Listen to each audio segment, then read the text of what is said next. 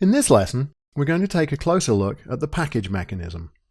The Java distribution has several thousand classes, and packages at their simplest are a way of grouping related classes together. This helps us to know where to look when trying to find functionality, and avoids us having to look through lots of irrelevant classes at the same time. Packages also define something called a namespace. A namespace is like a family name.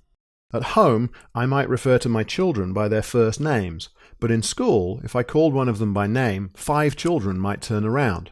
So I could use my family name as a way of reducing the confusion. Similarly, a class has a full name that consists of the package name and the name of the class. I can refer to a class using that full name at any time if I choose to. But much of the time, there's no name conflict and I can get away with just using a short name. Let's look at an example. Here's a project called Packages. It has a main program file called packages.java, and that's the main method there that will start the code running. Let's take a moment to look at the Java API documentation. In the package java.util, here, we find a date class. This is a long-standing class that represents a date. Much of what it does has been superseded by another class called calendar, which knows all sorts of international calendars, but the date class suits our purposes well. I can refer to the date using its full name, which is java.util.date. And if I simply create an instance of it and print it out, let's put that code in here. Java.util.date today equals new java.util.date. And then I can print the fellow out. I'll make sure it's saved and run that. And it says today is Friday, June 1st, blah, blah, blah.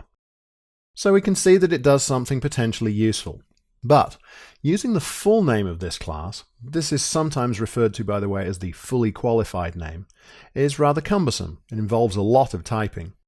It turns out that I can invite this class home and start just using the short name. This is like inviting one of my children's school friends home.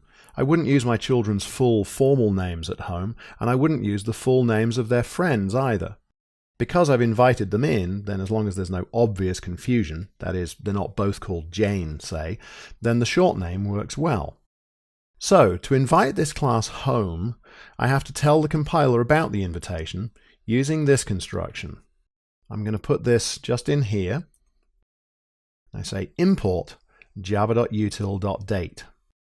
This must be placed right after a package statement in the source file and before any class definition in that file.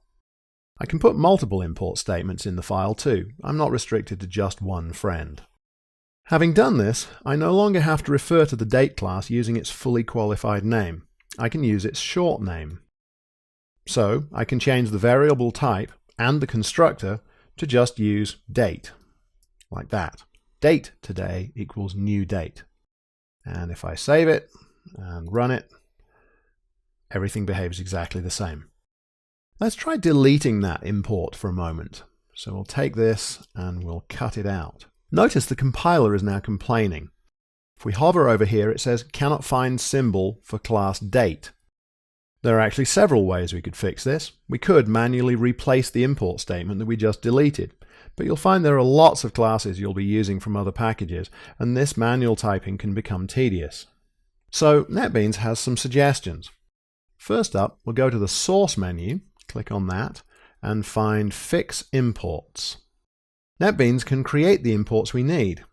In this case, however, you'll notice there are actually 4 classes in the system called date, and it's not clear which of those date classes we're referring to. NetBeans has actually made a guess because it saw us using this one just a moment ago.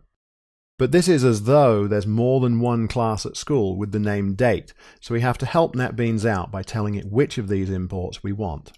So we'll choose java.util.date and we'll click OK. Notice it puts the import back for us. And that, of course, was the original point of the package and import mechanism. It allows us to deal with potentially conflicting naming. There are several date classes, each with different intentions. Because each lives in a different package or a different namespace, we can distinguish them, and yet, by using the appropriate import, we can write code that is concise. So when you use classes from other packages, whether those are packages you created or packages from libraries, you'll generally need to provide the import statements that resolve the fully qualified names of the classes that you're using. That raises an interesting question. We've used the string class, but we haven't ever imported it.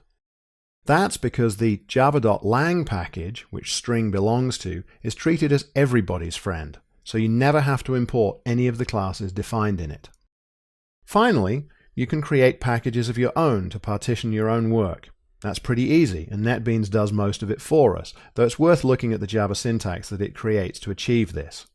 Let's open up the packages project, and we'll find here the source packages element. Right-click on that, select New and Java Package. Give the package a name. By the way, package names should be entirely lowercase. So we'll call this Other Package, and then click Finish. Notice it created this other package here. These things are pictures of a brown paper parcel tied up with string. This one shows that it's empty by being gray. Now we can right-click on the new package and select New Java Class. We'll create a class here and we'll just call it My Class.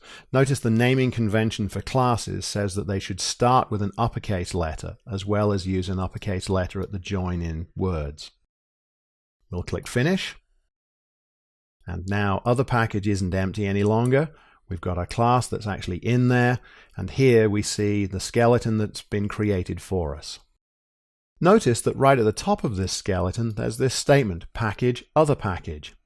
Turns out that's what puts this class in the Other Package package. From a syntax perspective, that's all that's needed.